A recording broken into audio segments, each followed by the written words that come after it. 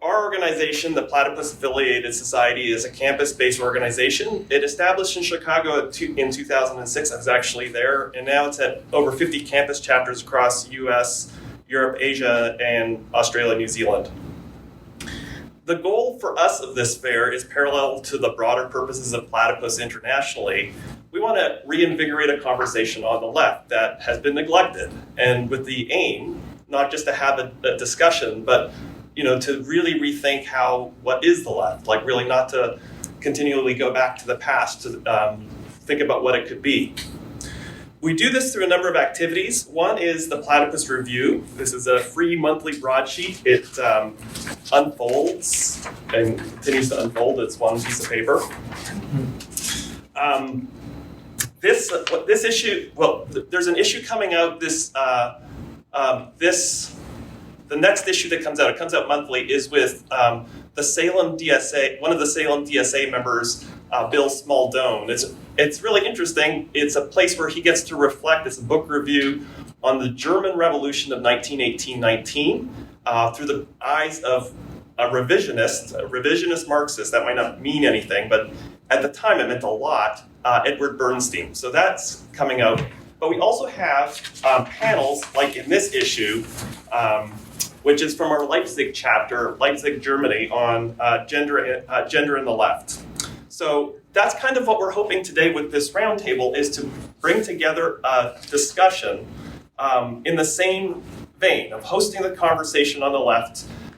This is what we do in print. What we're going to do today is have a discussion involving all of you, but also these really wonderful participants and tablers today, talking about being a student on the left today.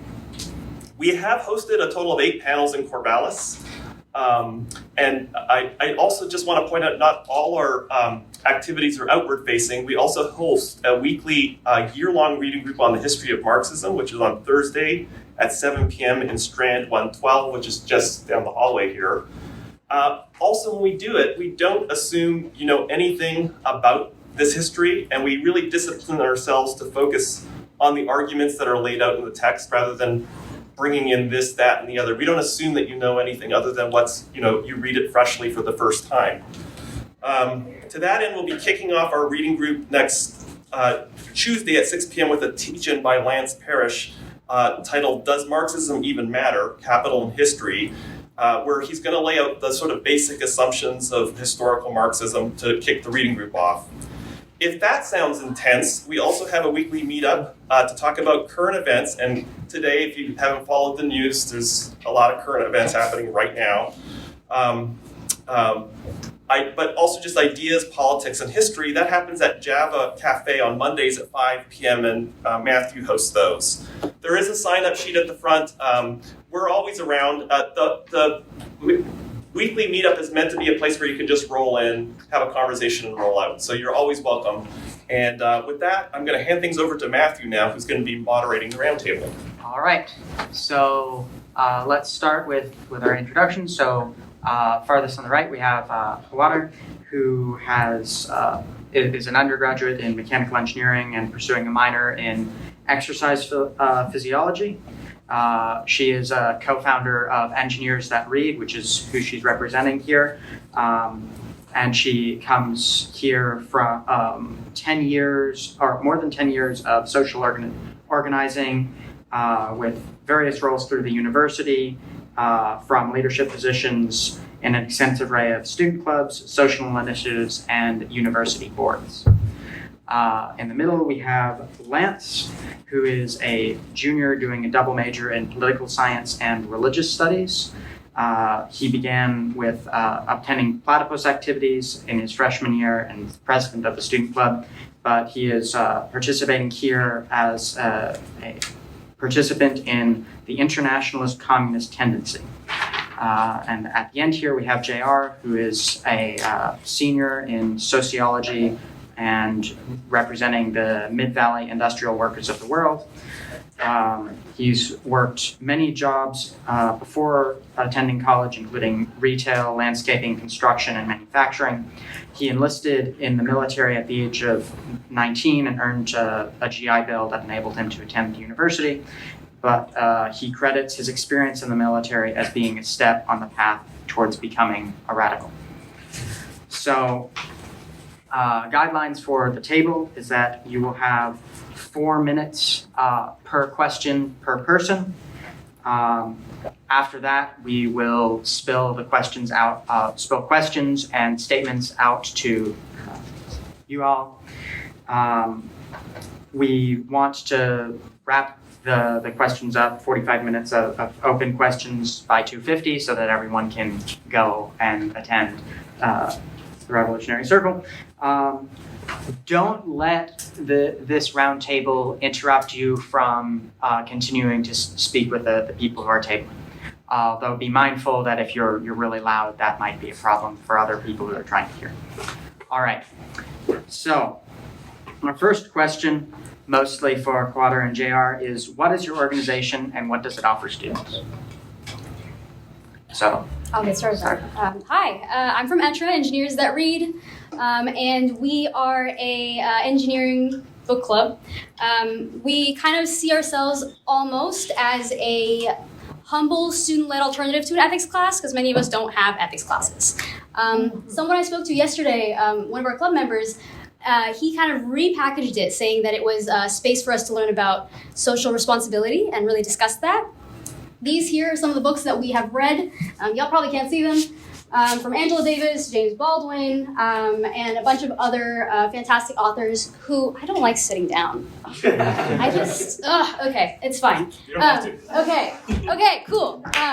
So, is there like a timer or something? I really don't want to like. he's the timer. Oh, yeah. You are the timer? Yeah. I'm the walking timer. Okay. I'll sit over there so you can see me. Thanks. Okay. Just so I can like be mindful. So we wanted to make a space for engineering students to come in and discuss these types of social issues because that doesn't really exist yet for us here.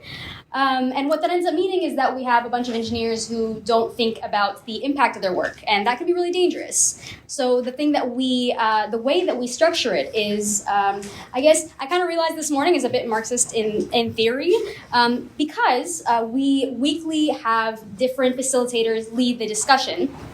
And we as organizers, so there's me, Khawater, or Khawater, there's Julissa, there's Parker, who wasn't able to continue right now, and we have Maha as well. Our job is just to kind of make the backbone. Everyone else is, filling it in and actually doing the work.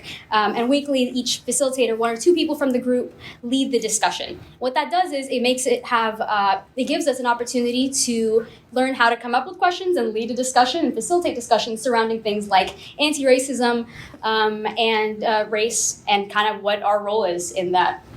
So it's a fun time. We all like learning together. We consider it a learning space rather than a knowing space, and that really just means that we're not going in there to show off about what we know. Similar to what you said, it's Andoni, right? Yeah. Similar to what Andoni was saying earlier, with the other group with discussing Marxist literature, we're not expecting anyone to come in knowing anything about history. And we really want it to be that because I feel like a lot of engineers are already like, I don't have time to learn these things right now. I want to focus on this first. So as you can see, this book is pretty short. This is what we're going to be reading this term. We read this when we first started 3 years ago. This is our 4th year. Our Prison's Obsolete by Angela Davis. Fantastic book that really discusses, it kind of walks us through the idea of where did prisons begin? What happened after? Where did we go wrong? Did we go wrong? Did it start wrong? Oh no. But doesn't tell us what to think, which is very important and I think very fruitful in a space for engineers who pride ourselves on being problem solvers. That's us. If you're interested in joining us, we will have a QR code and other information in the back afterwards. Thank you for listening. All right, sure. I'm JR. Very good. I'm JR from the Mid-Valley Industrial Workers of the World, which is a branch of the IWW, similar to a chapter or something like that from another organization. The IWW was formed in 1905, so 118 years ago and some change, as an anti-capitalist, anti-racist response to unions at the time who were anti-immigrant, who were anti-black, and so on and so forth. And so it was really formed as a radical response to incrementalism and systems that were in place at the time that were not good enough to get justice for workers and the poor. And during the first Red Scare, some of you may know about it, when the government cracked down on people who were alleged to be communists and socialists. The IWW was hit especially hard because of their power and their ability to affect the economy through strikes and other actions. And to be honest, the union has not really recovered since then. We just, again, eclipsed 10,000 members in the past year, where we used to have hundreds of thousands. Some people say 100,000, but either way, it was very damaging. And just within the last 10 years or so, some people have started to come together and put back together these revolutionary historical ideas and try to reform the union, again, kind of like as a response to some larger trade unions who simply want to contract or stop just short of economic justice for their workers. And what we offer to students is that you don't have to be working in a workplace. You don't have to be working in a particular industry or trade to join our union. In fact, we openly accept just students, even if you're not a student worker. And what we offer to students is the ability to train yourself on what you deserve in the workplace and how to have workplace dignity. We also teach people social values like anti-racism and anti-capitalism. And so it's just a good way for you to learn the skills and knowledge necessary that whatever job you go to in the future, or even wherever you go where you need to organize, where things are unjust and you feel the need to organize for better conditions, the IWW brings experienced trainers and people who have been on the front lines of these issues and allows people with no experience or little experience to learn from them and take that with them wherever they go. Thank you.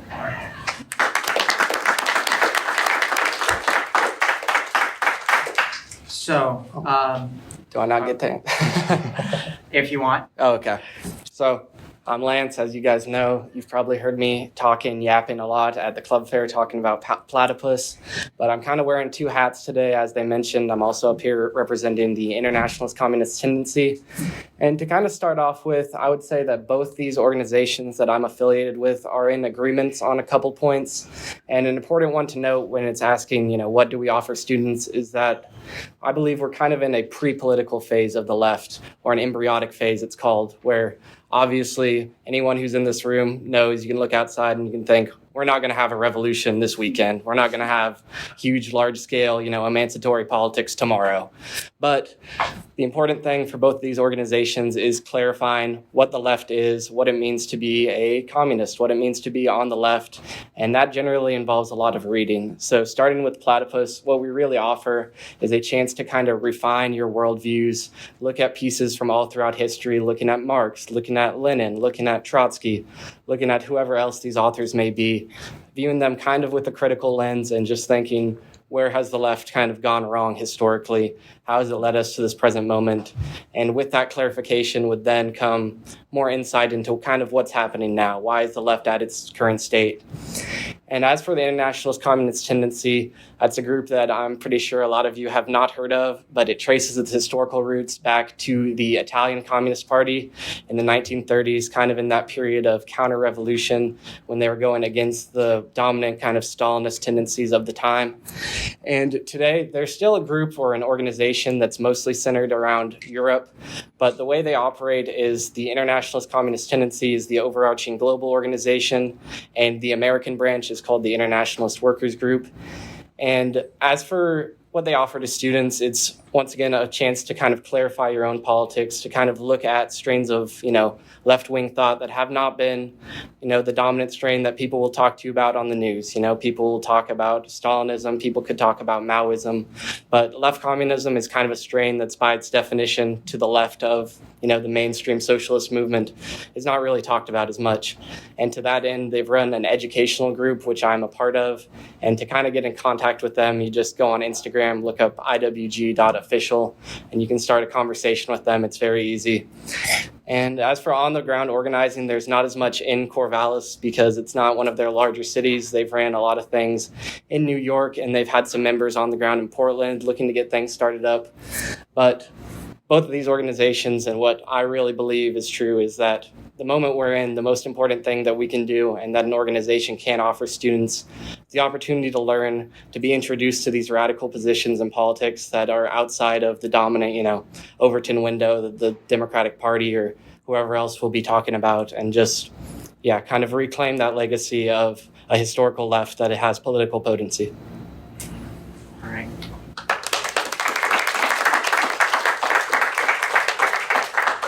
So for our second question, thinking about students and the left, we might want to think about, all right, how do we get to be students? So traditionally, university education was a means to a better paying and a rewarding job. Today, many students are finding it more prudent to enter directly into the workforce, as college graduates seem to end up in the same jobs anyway. And looming over these jobs, additionally, is inflation not seen since the late 1980s, chronic high cost of living, a threat of recession, and global instability. Many would characterize this as a crisis of capitalism. But what is capitalism? And a new era of global capitalism is emerging. How do we envision the future of capitalism, and what are the implications of this for the left? So, in summary, what is capitalism, and why should we be against it? Are you to start with me again? If you like. Okay. So I'll stay seated this time. I guess if we were going to just talk about the pieces that are important to me right now about capitalism, I would say that it's a system where the means for production, right, is owned by the private people, right? And so basically what that ends up leading to is a culture where we prioritize profits rather than people. Sort of in summary, right? And so I guess the reason that we should be against it, we don't consider, by the way, ETRA is not a specifically, quote, leftist. We are anti-capitalist. And me personally, I like kind of in between, I guess, capitalism and like socialism, sort of in like a democratic socialist sort of arena-ish, although I do consider myself to be not as well-read as I could be. And I think that it's very important for us to recognize our kind of moment, and that it's okay for us to not know, again, all the things right now, and to have a developing idea of what's, quote, right or wrong, right? So I think that when you think about capitalism directly, right, it's I guess, led by the invisible hand, aka consumerism. So if people can trick us into thinking that we need more things and that we're not good enough, then we're going to buy more things and we're going to give them more profits, right? Because of this, we end up not spending so much time on the learning phase in our projects, in our own jobs. For example, one of my fears, to be completely honest, going into engineering like after school, is that I might end up on a team where we don't prioritize the same things that I prioritize personally. It's genuinely a fear of mine. And that the work that I end up doing won't be taken as seriously, not just because of how I look or the things I believe in, but because of perhaps the idea that the people who are primarily doing the consuming, right, where the money actually is a certain group that I don't belong to, and that many others don't belong to, and that I would like to stay away from as the target, quote, target audience for my work. So that's what ends up happening, is that we end up having a space where we don't actually value the things we say we value, because our pockets are what actually speak for us. Am I next? Yeah. Yeah, sure. Keep the order. So capitalism, from my perspective, is an inherently exploitative system in which the larger group, the workers, which we collectively refer to as the working class, produces value through their labor, which essentially makes society run. You hear it all the time that we can't do anything without the workers. But in this scenario of capitalism, there is a much smaller group which owns the materials and the resources and the means of production, if you will, not to be too Marxist. But capitalism incentivizes this smaller group through competition and many other ways to hold on to this surplus value that the workers create through their labor, which belongs to them. But in capitalism, that surplus value goes to this much smaller group who are already likely born with some of the resources and means to achieve this stuff. And the reason that that's bad is because if you produce something, a certain percentage of something, then you should be you should be owed what you produce, essentially. You should not have the value that you create through your labor, your hard work, stolen by someone who just merely exists and has a particular last name or comes from a particular corporation. The reason that we should be against capitalism is because it, again, incentivizes competition for this smaller group to hold on to the domination that they already have over society. It creates the race problem, it creates our economic problems, the homeless problem. All of these issues can be traced back to capitalism in some way. I think that all workers, if anyone has worked in a workplace or even here as a student where you've contributed your knowledge and your learning to keep the school running, I think has recognized that there is some kind of imbalance, or we're not really getting the fruits of our labor, if you will. You're putting out a certain amount and only you're getting less back, and it's not enough to survive on. It's not enough to pay your bills or get, the groceries that you need or have childcare or things like that. And even further so, capitalism particularly targets Black people, Indigenous people, queer people, these kind of marginalized groups. And so just based on these facts alone, we can see that there's something seriously wrong with this. And as a regular person, you should be against it because you'll never be a part of that smaller class. Even if you work as hard as you can and rip everyone off all the way up to the top, you're never going to be in that group. So yeah, I think that's why we should be against it. So I would just like to start off by precluding my statement that I might not speak entirely for every member of Platypus or every part of the ICT with my statements, because I'm a learning affiliate, not even an official member per se, of each organization. But I think both these organizations would agree that when we look at capitalism, an incredibly important part is the definition and how we're going to be defining it. And my panel members have brought up things like the existence of, markets or the exploitation of the many by the few. But I think to clarify it even deeper, I would say from a Marxist sense, I would put the problem of capitalism is the existence of wage labor, that you have people who are working and who are going to be paid a wage to work X number of hours. And the reason for this really is that, if you have a worker, they work for an hour, they do $80 worth of labor, they're not going to get paid $80 because the capitalist class exists to exploit these profits. So that's really where the initial issue of capitalism arises. And as far as looking into the future, the other large issue is that capitalism looks to expand itself infinitely, the idea of infinite growth, right? And that either is going to come from operating in new markets, exploiting more natural resources. We can look at the climate crisis today as a direct outgrowth of capitalism, and that its drive for infinite growth, more resources are going to be exploited. And it would also do this by ramping up the productivity of the laborers, of the workers themselves, which leads to things like, sweatshops in third world countries, or things, workers not getting paid high enough wages because workers, developing anxiety or other stressors because of the amount that they're overworked. And all of that is very emblematic of the capitalist system. And as far as why we should be against it, so it's important to note that capitalism is a historical occurrence, and that we're not going to look to try and return to any, guild system or feudal system, or look into the past for our answers, because history as a whole is progressive, it moves forward. And capitalism, we have to admit that it was a progressive force at the time, and it has led to some advances technologically and, advances in the position of women, things like that. But the real issue is that, or the real thing looking forward, is that capitalism points beyond itself, that you can see the contradictions in the capitalist system. You'll have people talking about, we need to have peace and nonviolence, yet war is an inherent part of every country's, foreign policy. You'll have Democrats and Republicans saying they're mortal enemies pitted against each other, but then they'll work together to enact anti-homeless legislation at the federal level.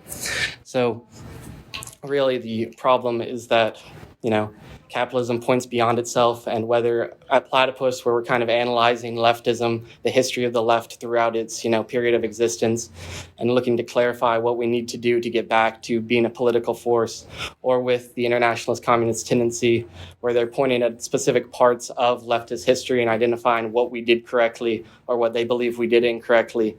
That's kind of the place that we need to be going towards. All right.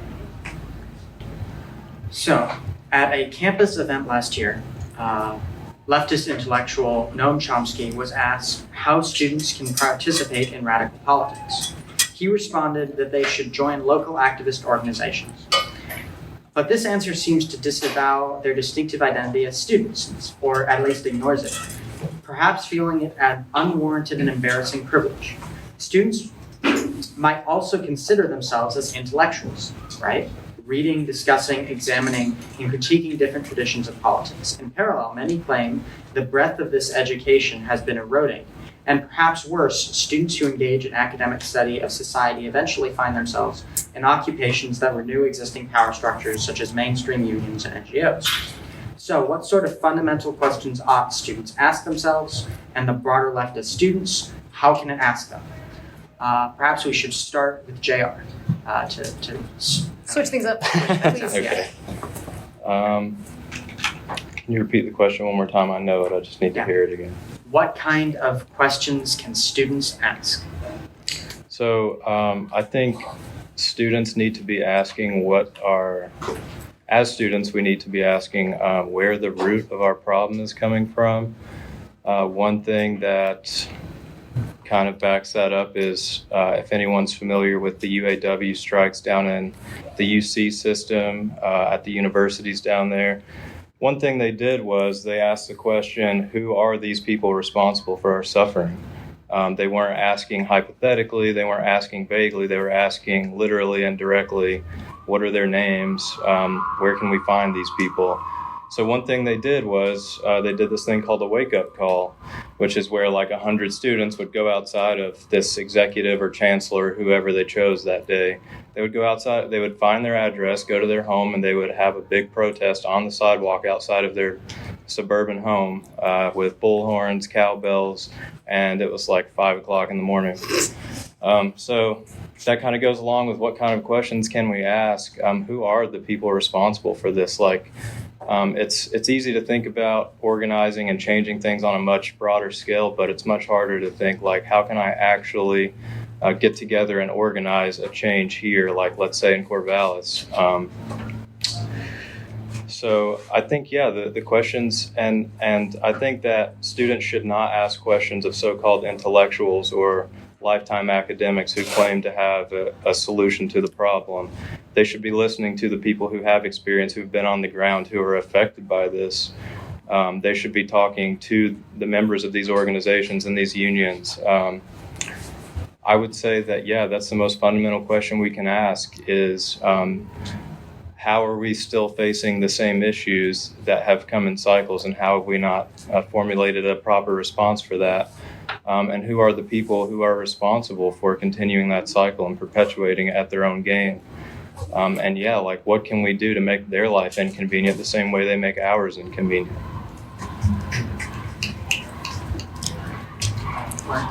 So, I would say that the question of, what we can, looking at, thank you, I keep closing the window.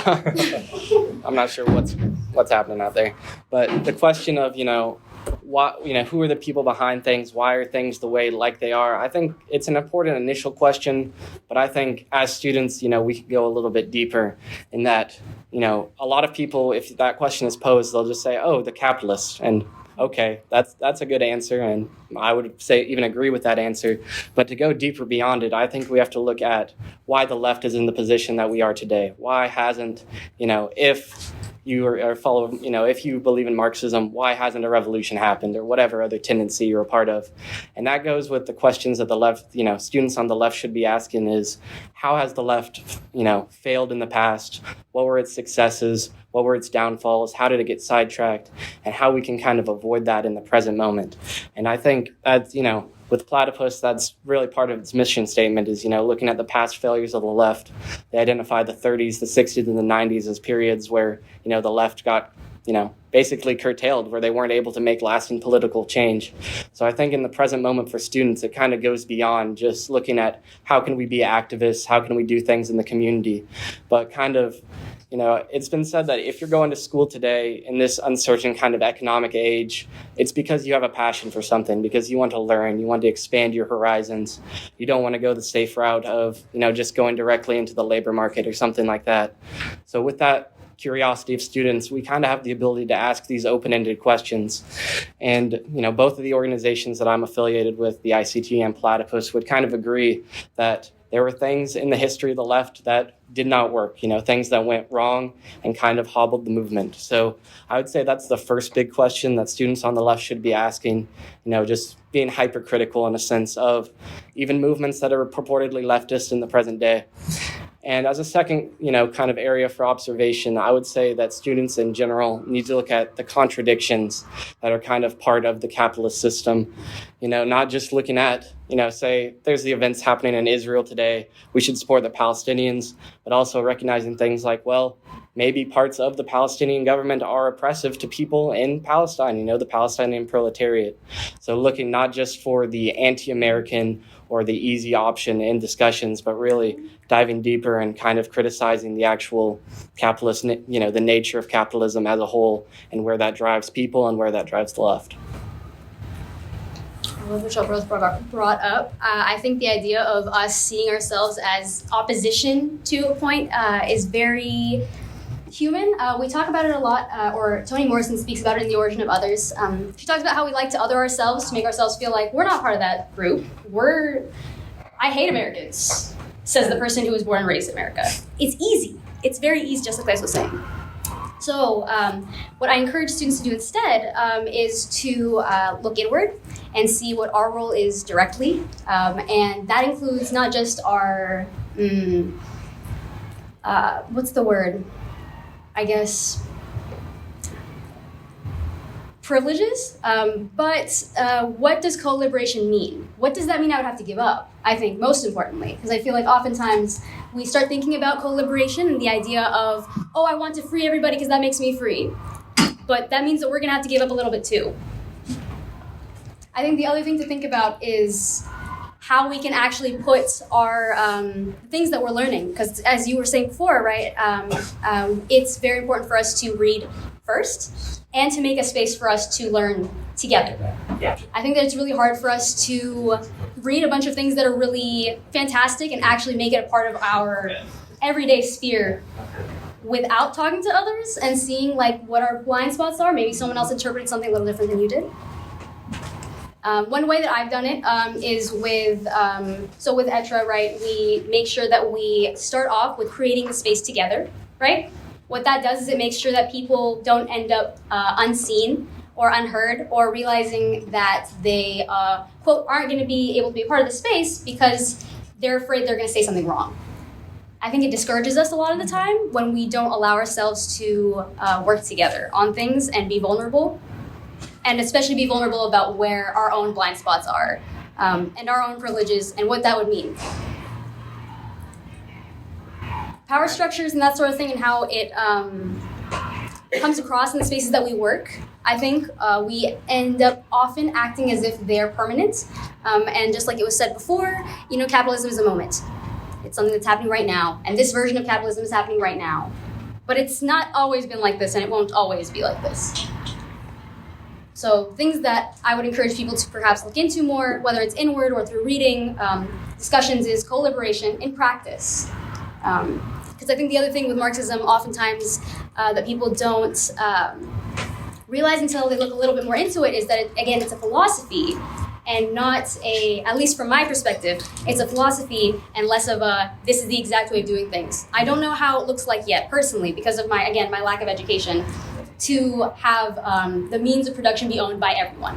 I don't know how to do that, but I do know how to make sure that every person in the group that I help organize gets the chance to learn how to lead the discussion, has access to all the materials, and is able to be vulnerable and then get feedback afterwards. That they did a fantastic job with coming up with questions, that they did a fantastic job with looking inward into this piece or that piece, or leading the discussion away from this, or including other people in the discussion. I think there's a lot that we can do with each other that we don't realize, and I think it starts first with us kind of looking into that. And I think one of the things that I learned from, I'm just going to try and reference some of these ones as well. One of the books that I read was Emergent Strategy. I didn't end up finishing the actual piece where we go through all of the prompts and the journal stuff, but the biggest thing that I learned from it was that all the work that we do is fractal, which took me a long time to understand. But what it meant for me was that if we start with a good intention, we're honest about it, and we carry through all the way, then that's going to reflect in tiny little microcosms all over. It all starts with the interactions. So I think not belittling the actions that you take, and also allowing yourself space to be students. Like we're here to learn. You know, one of the reasons that we're here is because we have passions and stuff, sure. But I think another reason is because it's the easiest way for us to get out of poverty, right? It's the easiest way for us to actually elevate ourselves and our families and make money and take care of the people around us. And so for me, for example, this is my 9th year of school. So that means that although I care about so many different things, have been neglecting my own needs, thinking about all the other stuff that I want to be doing. And why did I do that? Because it's really easy to ignore your own problems and deal with everyone else's. So just some things to keep in mind. So for our last question, we have our prerequisite. The Biden presidency has disappointed many in the generation politicized during the Sanders candidacy and Trump presidency. But perhaps this disappointment goes deeper. Before the Sanders campaign, the millennial generation found themselves as students during the War on Terror, through to Occupy and the Arab Spring. They looked to go beyond what a generation of students in the 1960s new left achieved, but found themselves returning to the past in various ways, from the Green New Deal to rank-and-file strategies to mutual aid. What can students gain from the legacy of the left? What does the legacy of the left offer?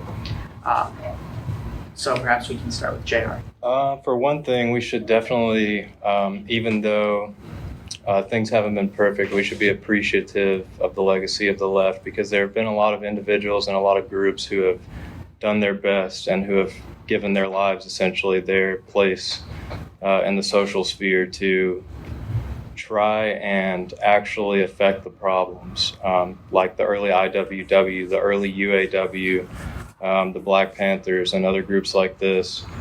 And even those groups particularly who did try to go further than just the status quo and were subsequently, rejected by the government, and essentially the organization or the person was put down or imprisoned for the rest of their lives or for significant parts of their lives.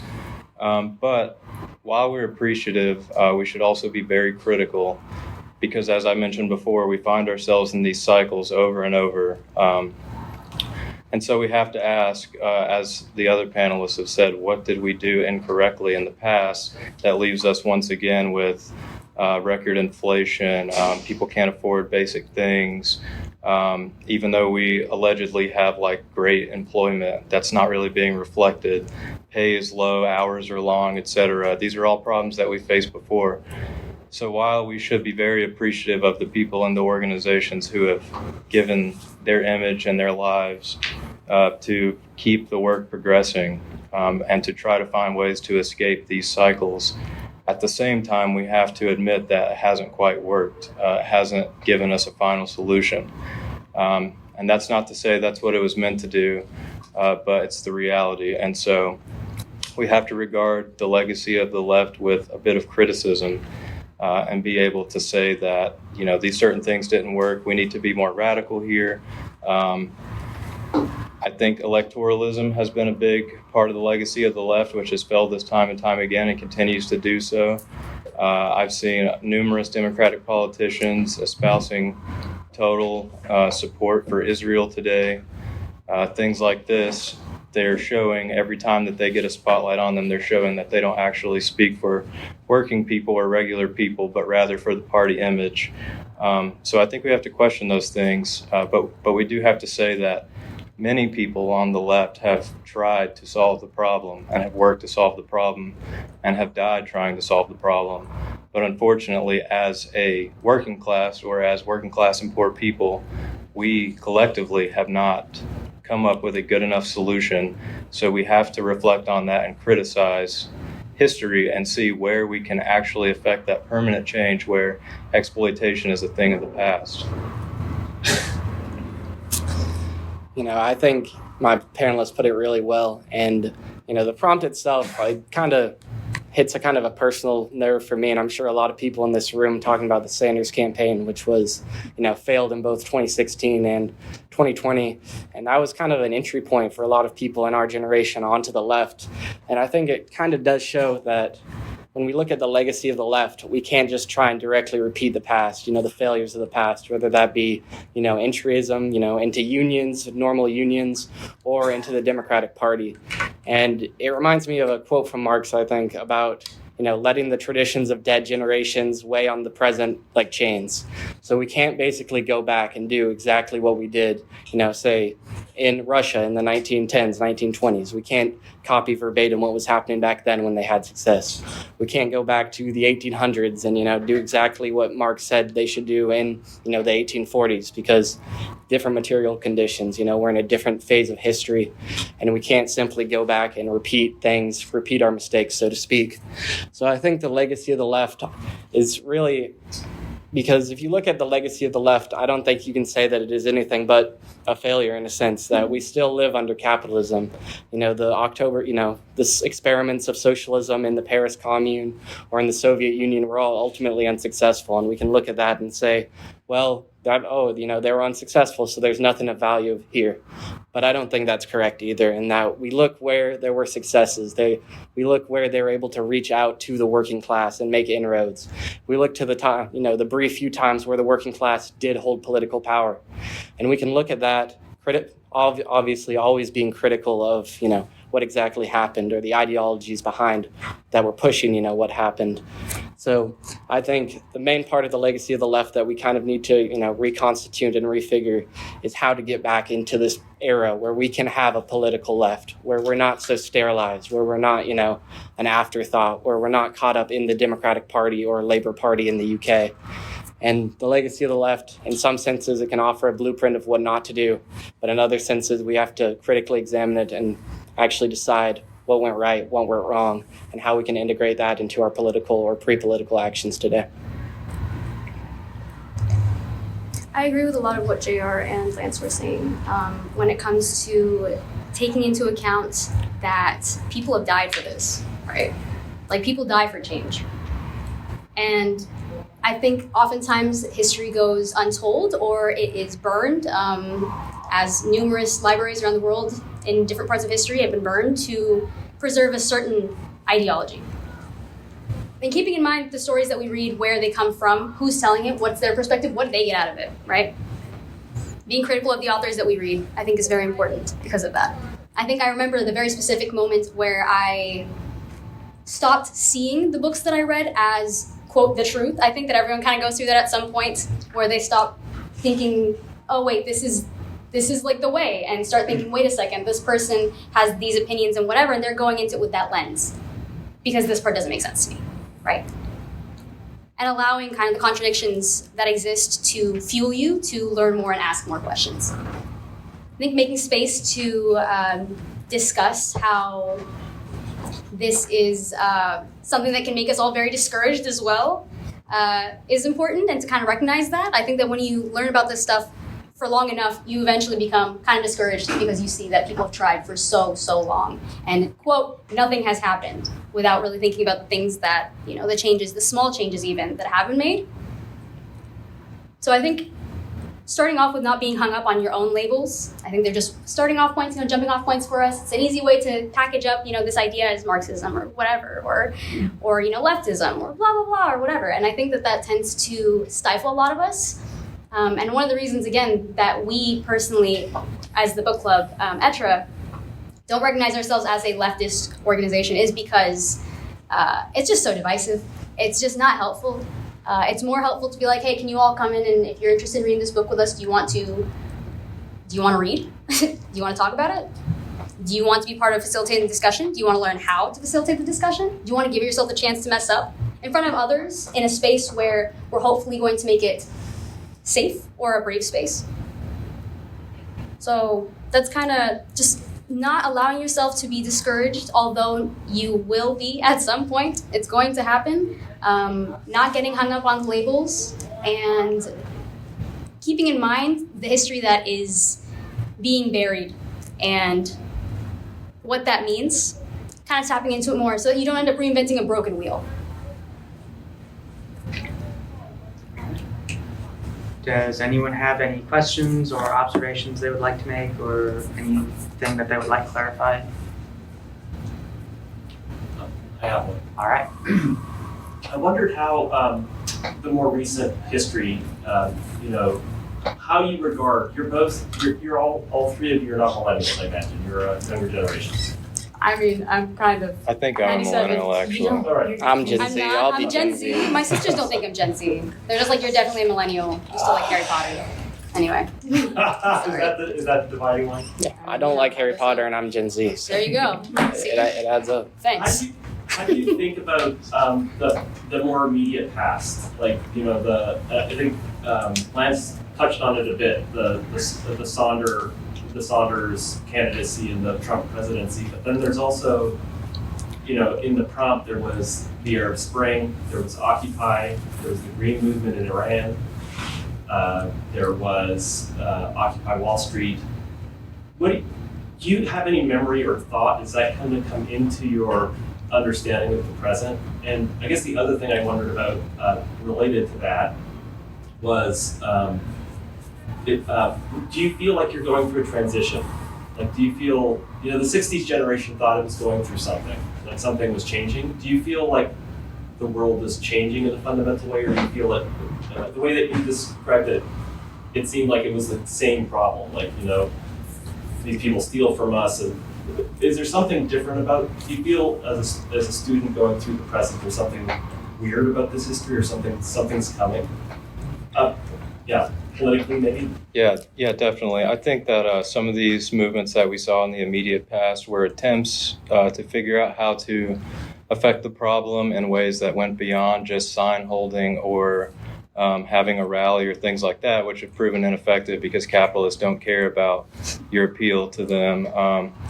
I think, although obviously they weren't super effective, I think that was a way for the working class and the poor to sort of figure out what can we actually do, kind of an introduction to direct action, if you will. But I do feel like, especially given the recent UAW strike, I think this is one of the biggest things that we can focus on right now. The student one, not the... Well, both. I mean, but particularly the one that we're seeing right now, I believe that's showing, and if people look to that, that's, I believe Lance was talking about workers getting political power again. So I believe that we're actually seeing workers sort of, or at least from the outside, people are looking at these events and saying, like, well, these people are actually garnering political power. It might not be what we ultimately want. It might not be the answer to everything, but I think that we are in a period of change that feels like something different. But also I would caution that we can find ourselves in the same position that those in the 60s probably thought there was a huge revolution coming. But it turned out they just went and got jobs, and like things went back to normal, and Reagan came in. And so, yeah, I would caution that even though it feels like things are changing, that doesn't mean they will unless we keep pushing and unless we collectively do that as the working class and poor. And I would say to that if we look at kind of that recent history, that millennial history that, Anthony was describing, whether it be the Sanders campaign or Occupy Wall Street, I think a common thread that we can see is kind of a lack of that ideological or programmatical clarity. Occupy Wall Street, it was a reaction to the stock market crash. They didn't, the Occupy protesters, or the majority of them, didn't come in with the idea of, capitalism is the issue, we need to do the X, Y, and Z. It was more just a reaction to, capitalism's failure, the crash of capitalism. And we can see that in other events today, like there were, recently large-scale protests in France about police brutality or about raising the retirement age. And we can look at that and say, well, capitalism is increasingly alienating more masses of working class people, and they're becoming more dissatisfied, and they're more prone to, express their dissatisfaction. But if we aren't able to offer them, a concrete alternative, then that's what it's going to be, is a brief expression of dissatisfaction, without an actual political clarity or political angle in mind. And I think another way that our kind of modern situation is changing, other than capitalism marching forward, becoming more desperate to extract surplus value from workers, more prone to catastrophe, is just the emergence of the internet is kind of a game changer in terms of making it easier to connect with people and making it easier to learn. There's plenty of amazing resources online, ranging from Marxist Internet Archives.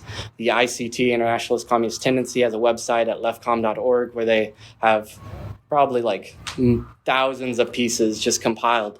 So there's a lot more opportunities for people to learn, for students, the people who want to learn to look into things, kind of develop that clarity that I talked about earlier, and kind of start to reclaim this, the failed legacy of the left as we see it today. I think the problem gets repackaged again and again. I think that the problem essentially ends up kind of stemming from the fact that capitalism leads us to alienate each other for the sake of profit. Something that I learned in Our Prison's Obsolete, and that will, again, if you're interested, you can also read about this term, is that if you can alienate a group of people, make them feel like they're less, make everyone else feel like they're less, then if you throw them in prison, you can say it's because I'm keeping you safe. I'm keeping you safe. So I'm going to put these people in prison, and then I'm going to get them to do this work, and then, I'll pay them a little bit, but it'll be just enough for them to, buy the soap that they need so they can wash up. And I'll make it a bad environment, and then afterwards I'll make sure that no one else hires them either, so that they end up back here, because they'll have to be back here.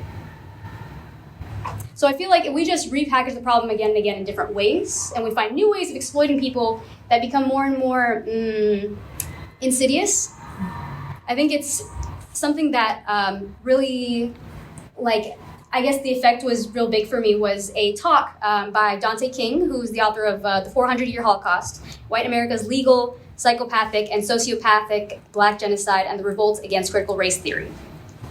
Long title, very important though. I spoke to him at the NCORE conference a year or two ago, and I listened to his talk, and I think what moved me most was that he really made it, something that he pointed out was that it's not, the people that are around you act as if this is all something that's happened in history, but those who have grown up in the US and aren't first or second generation immigrants, their grandfathers directly were in the same space where they had lynchings. It was a family event. It was a family event to go to a lynching. This is not so far removed from our reality. But if we can keep repackaging the problem, and we can keep making it more and more insidious, then eventually people will think, oh, racism doesn't exist. That doesn't affect us. Capitalism isn't that big of a problem. We can just keep reforming the system and it'll be fine. So it feels as if we're kind of in a state of flux constantly, and we do jump back and forth. Something that he discusses in this book that I think is really interesting is the laws specifically that have been laid out and how they've been followed and how they haven't been followed to advance the same goal of exploiting people so that you can make some money off them. And at the end of the day, I feel like that's really what drives us, right? If we can make people feel like they're not worth it, and we can make everyone else think that, then that's the easiest way to make money. So that's what we should do, right? Question mark. Thank you. I apologize. This isn't a prepared question, so I'm going to be messy. But so the left, in general, likes to kind of romanticize students as well as the working class as radical and revolutionary. But oftentimes, or not, maybe not, and generally this may be true, but in some cases it's not. And these groups can be very reactionary. In the Russian Revolution, students were anti-revolutionary, and most of them supported the cadets, unless I'm wrong. But so why is this group that is supposed to be radical sometimes not? For one thing, I would say that the power of capitalism really pulls the wool over people's eyes.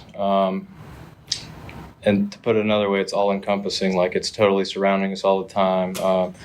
When you're young, you're mostly uneducated unless you're lucky. And so if you're going to school in a capitalist society for the aim of getting a degree and going to work in that capitalist society, and you're also uneducated in the experience of the world, I feel like it would be pretty easy to side with that. But the other thing that we've talked about is there's just not a great means for people to get involved and to get the experience. So a lot of people rely on internet discussions or historical writings or whatever. They don't have the direct experience to say, like, holy shit, this is going to turn out really badly if capitalism persists. And I just think when you're in college in general or around college age, I think it's easier to be reactionary because there's a lot of peer pressure. Most people are going to be pro-capitalism or at least not necessarily totally against it. So there's kind of an incentive to be reactionary a bit. But at the same time, it's the responsibility of organizations and individuals who claim that they want to solve the problem to come up with ways and vehicles for these young reactionary people to get involved and get experience and get their hands dirty and say, like, okay, I know now why capitalism is bad, or I know now why if we can't get what we need through legislation and peaceful means, why a revolution would be necessary. Those questions have to be answered by people with experience. I don't typically think that college students are, like, even me, when I was college age, I wasn't thinking about any of this whatsoever. I was probably pro-capitalist. I don't even know, because I don't know what I thought. So yeah, I would say that organizations have to be more readily. If you look here at OSU and in Corvallis in general, there's not a whole lot of leftist or socialist influence that I found. So yeah, I think that's probably some of the reasons. Yeah, I would agree. When you were mentioning that, at that age, you weren't really political. And in this world, not being political means kind of being apolitical means supporting the status quo. And I think there's a quote from Marx that says, the ideas of the ruling class are the ideas of society. So basically, just from living under capitalism, the majority of people are going to recognize that capitalism is, they're going to think it's the only system that can exist. They're going to think, oh, it's imperfect, but it's the best we got, So, but also with that, taking into account your question that, students and the proletariat or working class, however you want to phrase it, are seen as the most radical group, it would be dogmatic to just say, well, even though they can be really conservative and reactionary, they really are, the most radical group. But in reality, I think if we look at it from a theoretical perspective, you can see they have the potential to be the most radical group. And I think that's the difference that, we can look at it in practice. There's going to be, reactionary people and maybe even a majority of people in a specific student body or a specific working class can be reactionary. But that's also part of the reason why, looking at theory, reading, and kind of applying it to the present day is important, lest we get off into, the majority of the working class right now, it seems like a lot of them support Trump. So we should be racist or transphobic or homophobic to, kind of appeal to the working class. Well, that's not really appealing to the working class. That's appealing to, the ideas of the ruling class that are, expanded onto the working class. So I think that it's just generally important to keep that theoretical basis in mind when we're talking about the working class or students as radicals, that they might not necessarily be in practice radical right now, but they do have the radical potential. And just thinking about capitalism, it's obvious that the capitalists themselves, the bourgeois, the ruling class, aren't going to abolish capitalism. They don't have the incentive to. They're going to continue profiting from the exploitation of the workers. So look at the working class. They're the ones who are being exploited, even if they don't know it yet, even if they aren't aware, even if they haven't read Marx, even if they're in this moment, they're reactionary. They're still being exploited. And in that still lies the potential for revolutionary emancipatory politics. I think it'd be really hard when we're all going to go and get jobs and then be in, quote, the real world. And I think that oftentimes we tend to try and see the real world as somehow other from our education. And once we're out, we're like, well, I went to I went to some line with a sign. It was cute. It was fun. We took pictures. I did my part. And kind of forget that it really starts with how we treat the people around us. It really is as simple as making sure you listen to, for example, if you notice in many different spaces that I've been in at least, and that colleagues of mine who are in engineering have been in, oftentimes women don't end up listened to as much, right? Or women of color or Black women don't end up listened to as much. It happens so much, and I have plenty of friends of mine who've been like, yeah, they listen to everybody else, and then as soon as it comes to me, they just kind of, start having side conversations or whatever. So it can really be as simple as knowing that knowing that the dominant way of thinking is going to lead people to dismiss this person, to keep in mind that that's the reason why. It's not because of their lack of intellect or because they're not prepared. It's literally just because that's what everyone else is already kind of doing. That's what the systems allow, right? Up until this point. So it really starts with each person knowing what are the predispositions of like our own predispositions, and then going against that intentionally.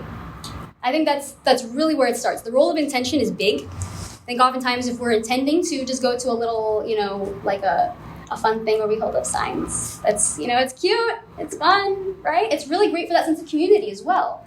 I think not belittling the sense of community will also, and I don't mean to belittle the movements, of course, and I do think that it's really great to have that sort of publicity. But then like we were talking about, it's a temporary passion that's created, right? We become very reactionary. So then many of us are sort of kind of waiting for someone else to react and for it to be a big deal so we can be like, all right, let's take advantage of this. Let's like make this into an actual thing. You might see that in your workspaces where you end up in a space where, suddenly everyone cares about this thing. And you're like, thank God this is my moment. Let's help redirect the energy in a way that's actually fruitful.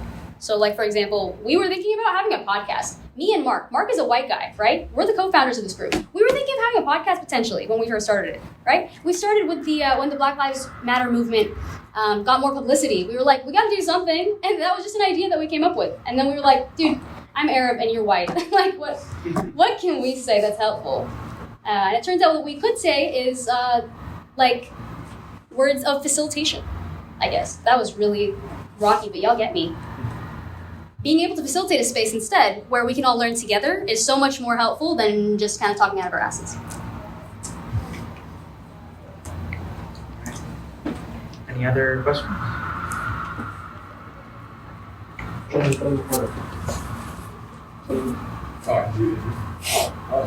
So I think JR kind of put a really good point on like seeing kind of the uncomfortable realities of like people most affected by capitalism and getting your hands dirty, right?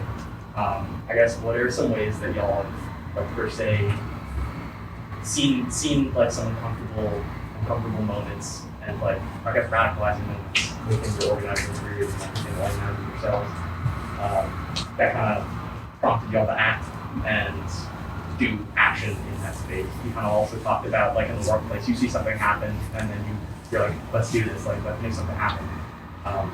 What are some like examples that y'all could share so folks can be able to pinpoint parts of their lives like, oh, this looks like a moment where we can really collectivize and we unionize and maybe we can get this person kicked out of campus or something like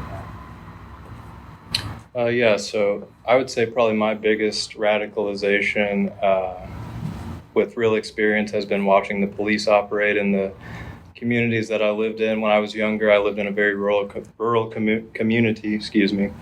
Your neighbors were far apart. We had like long gravel driveways and things like that. But we always lived in poverty, and so at some point we got approved for Section 8 housing, and we lived in the inner city. So I saw firsthand the difference in how police treat people of color, if you will, versus white middle-class people, or even white poor people versus black poor people. We all know that the police hate the poor, but there's actually a difference in how they treat certain poor people versus others. So I would say, if you even look around, even here at Corvallis, go look in the newspapers from a few years back. There have been black people here in this town, which is predominantly white by a large margin. There have been black people in this town who have had the police pointing guns at them and had their life on the line. And if you look at the treatment of the homeless here compared to someone who looks like maybe they're not homeless, there have been homeless people here who've had guns drawn on them by the police, had their service animals tased and things like that just because of what they look like and their status in society. So if, that's one of the most basic, or maybe it's not as apparent here as it is in some other places, but I believe anywhere in the U.S. you can look at the actions of the police in your community and you can see injustice, you can see the class system, the race problem, these things exacerbated. And yeah, I would have to say that's what's radicalized me the most is seeing the difference in treatment living in in one community versus another, seeing people be shot, people wrongfully arrested, have their face bloodied just because they happen to be walking in the wrong place at the wrong time. And again, we have to remember that the police are the guard dogs of capitalism. Whenever a boss or a capitalist or one of these executives has a problem with working class and poor people, they call the police and they will come crack you over the head. And when it comes down to it, it doesn't matter what you look like or who you are. If the right capitalist or the right boss tells the police to take care of you, then it's going to happen. If you're working class or poor, then that you have a much higher chance of that happening. But I would just say, yeah, that's my experience. And if you pay attention, even here in Corvallis and surrounding cities, there was a black man killed in a place where I go fishing all the time. He was shot by the police because he was having a mental health episode. He was known as a decent person in his community. A lot of people loved him.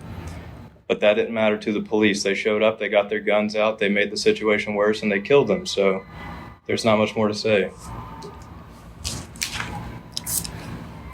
That's a hard act to follow. That's very powerful words. But for my response to that question, I would admit that I come from a kind of a place of relative privilege where when I first started looking into politics, during the Sanders campaign, I could go out and I could say, yeah, this is great. It's a social democrat or democratic socialist. We'll pass these laws and it'll fix everything. But I would say really what started to radicalize me was when I went to San Francisco as part of a volunteering trip for my high school. And I worked at a soup kitchen in one of the poorest districts of San Francisco around Skid Row. And I just saw kind of the hopelessness of the situation. And I would say not just that capitalism caused it, but that one could kind of work all their lives at, starting a soup kitchen, serving people. And at most, it would just be a Band-Aid on part of the problem. It would help people, but would it prevent other people from becoming homeless and needing a soup kitchen? No. And then after the Sanders campaign, kind of failed again in 2020, it became quite easy to apply that same outlook to kind of electoral politics and say, there are these people in the U.S. government, whether it's Bernie Sanders, who's kicking on, 80-something, who has for his whole career dedicated his whole life to this one cause. And just because of the structures in place, was not able to be successful. So I would say kind of the failures of the modern, the modern movements that are kind of considered leftists or, helping people in a remedial way is kind of what radicalized me and pushed, me to look beyond just electoral politics or beyond immediate change, charity, NGOs as kind of recipes for solving the ills of the world.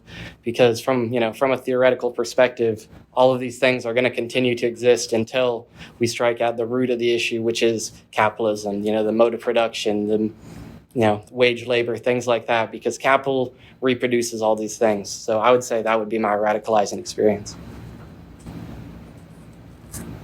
Growing up Muslim in the U.S., I was raised just an hour north of here in Kaiser. And I was one of very, very few Muslims. I grew up being usually the only one in the room. Usually the only one in the sort of cohort, I guess, even, right? So it's a fun time. It was very character building, right? You learn a lot.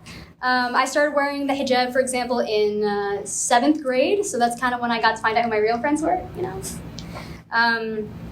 So I think when you grow up having to prepare yourself every September 10th for the next day, and be like, okay, so if this happens, I'm going to say this. If this happens, I'm going to say this, and knowing that you need to arm yourself with knowledge about your own beliefs really, really strengthened me. I think that I don't like the idea that us going through struggles makes us stronger. I hate the idea that rigor is something that's supposed to benefit us, right? I think that ends up allowing a lot of abuse to slip through without us being able to mourn and let ourselves feel, So I ended up reading this book as well. This was not one that we read in the book club, but American Islamophobia by Khalid Beydoun. I also got to meet him a few years ago. We had a talk when I was working at ECC. We invited him over. It was really awesome. And it goes through some of the different ways that people, again, try to other us, right? Because, if the root is capitalism, right? The root is trying to other each other so that we can make money, so that we can make people feel safe, right? If we can make the people who are dominant feel safe, then we'll be okay. And how do we make them feel dominant? First of all, by making sure that the census doesn't detail what white even means. For example, I count as white. Do I look white? Absolutely not. But if they can make it so anyone who is from certain categories is just not talked about at all, right? We don't have to learn anything about these people. We don't have to know if they are doing well health-wise, if they're graduating, what their graduation rates look like. We don't need to know any of that stuff because we're gonna throw them under white and kind of like lock the door. And that's it, right? So it feels like oftentimes we end up feeling, we don't end up feeling seen by that, right? But at the same time, we're so visible. And that creates a strange spot where we end up treated like the enemy for no reason. You know what's really sad? What's really sad is that I have like a bunch of police folks living near me, right? And I can't help but think, and I mean, I can't help but think, don't take this too seriously, but we're wasting valuable tax dollars trying to look at me and my family and similar people who are not doing anything when we could be using that for actually solving problems. But I don't know. It's just kind of, and at the same time, when you put people in that position, you're going to find something wrong, right? Because that's what they do. They end up finding something wrong because we're going to just watch you so much and make you feel like you are a problem until you do something. And I'm going to provoke you. The other thing to keep in mind also is that I think something that helped radicalize me further is being so far into my degree. When you realize that no matter how much you work, if you are not taking care of yourself, like you're not helping yourself. I think it's a Buddhist idea, the idea of seeing yourself as a sort of separate entity and at the same time the closest entity to yourself. So you have the ability to affect yourself a lot more than you have the ability to affect others, right? And so starting there, I had to kind of shift my own thinking and be like, okay, if I don't actually graduate myself, then I will be part of the statistics that aren't even accurate because I count as white. But I'll still be part of the statistics. So I think it kind of, it's a fun time, you know. You build character. All right. So, yeah, we're at the ending point where we'd like to remind you that the Corvallis Revolutionary Studies Circle is having their meeting at 3:00 and it is 2:50. But unless there's any further concluding remarks, that will end our panel. But if you want to see the tables, we have the room till 4. Any concluding remarks? You guys, any further questions, just ask me personally.